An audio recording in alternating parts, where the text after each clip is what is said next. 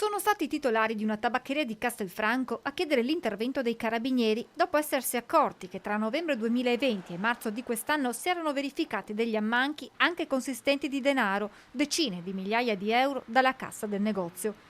A quel punto hanno deciso di sporgere denuncia.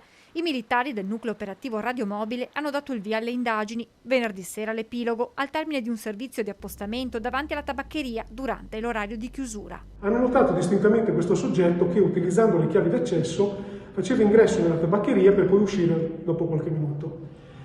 All'uscita della tabaccheria l'uomo è stato bloccato, lui è peraltro posto anche a resistenza e è stato sottoposto a perquisizione dove all'interno delle tasche dei pantaloni è stata rinvenuta la somma di 700 euro che aveva appena sottratto da un immobile all'interno dell'esercizio. Nel tentativo di guadagnarsi la fuga, il cinquantenne incensurato ha colpito i militari che hanno riportato lievi ferite e che hanno richiesto le cure dei sanitari dell'ospedale di Castelfranco.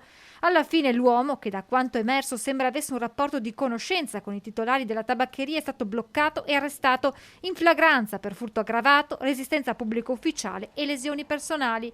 Ma le indagini dei carabinieri non si fermano qui. Per capire soprattutto a che titolo l'uomo detenesse la chiave, una copia della chiave d'accesso alla tabaccheria e anche se si possono ravvisare responsabilità anche in ordine ai precedenti ammanchi di denaro.